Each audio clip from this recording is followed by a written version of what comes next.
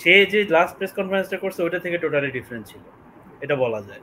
Last press কনফারেন্সের মধ্যে একটা একটা গুমোট আবহ ছিল। আমরা দেখছি যে যেই মুহূর্তে সে ক্যাপ্টেন্সিটা পাইছে ওটা নিয়ে অনেক ডিসকাশন হয়েছে, এবং সেও খুব একটা ওয়েলকামিং ফিলিং পায় নাই ওই প্রেস কনফারেন্সে এসে।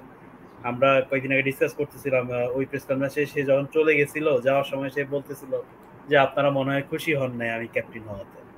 এটা ক্যাপ্টেনের প্রথম প্রেস কনফারেন্স শেষে তার ইমপ্রেশন ছিল ওই রকম। তো ওইটা চেঞ্জ হয়েছে, বলা যায় আজকে একটু অনেকটা নতুন যুগের শুরু যেটা বললাম ওইরকম একটা ফিলিং, ওইরকম একটা আবহ প্রেস কনফারেন্সে ছিল।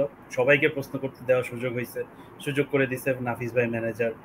তো কম একটা ভাইব্রেন্ট ব্যাপার ছিল আর কি। সো নতুন একটা শুরুর যেটা বললা আর কি, ওই ফিলিংটা কিছুটা হইলেও ছিল আর কি, যে মানে অ্যাটলিস্ট ওই প্রেস কনফারেন্স, তার প্রথম প্রেস কনফারেন্সের ওই অন্ধকারটা কিছুটা হইলো আর কি এখান থেকে একটু মুছে গেছে আর কি বলা যায়।